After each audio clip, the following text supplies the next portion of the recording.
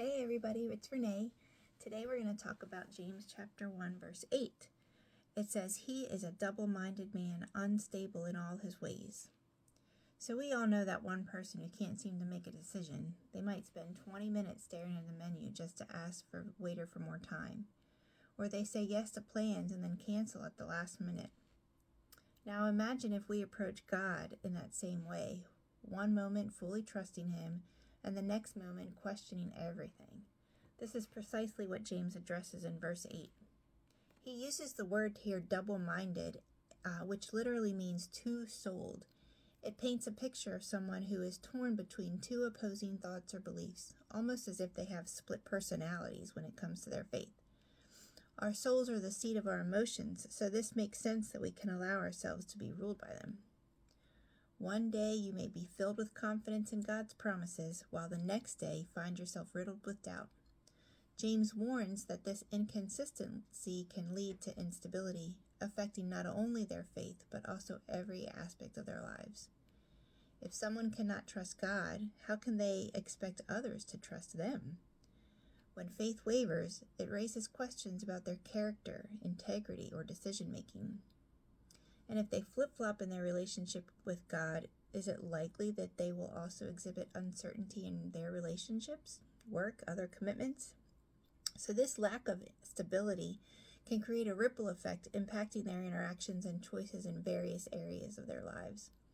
So this verse serves as a reminder for us that unbelief in God can affect all areas of our life, not just our spiritual journey. So imagine a friend who constantly changes their mind about you. One day they're your biggest supporter, cheering you on all of your endeavors, while the next day they suddenly ghost you, leaving you wondering what went wrong. One moment they trust you completely, sharing their thoughts and feelings without hesitation.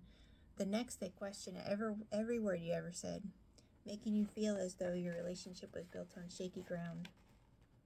One week they're fully engaged in your life, and the next they vanish without explanation. In this scenario, would you really rely on that friend? Probably not.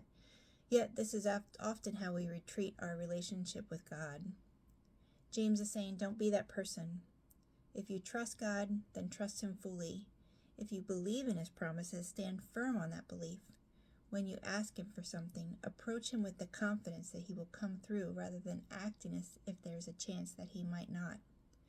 This steadfast faith allows for a deeper, more reliable relationship with God, one that is based on unwavering trust and confidence in His goodness. When you root your faith in trust rather than fear, you become stable, trustworthy, and rock solid, not just in your relationship with God, but in every aspect of your life. James isn't calling us out to shame us. He's challenging us to anchor our faith. At the end of the day, God is unchanging and steadfast. So why should our trust in Him waver? Commit to being single-minded in our faith, trusting that God is faithful and will fulfill His promises. When we anchor ourselves in His truth, we become resilient and unwavering, ready to face whatever life throws our way. So in what areas of your life do you find yourself double-minded or conflicted? How does this instability affect your decision and relationships? Think about this today. Talk to you later.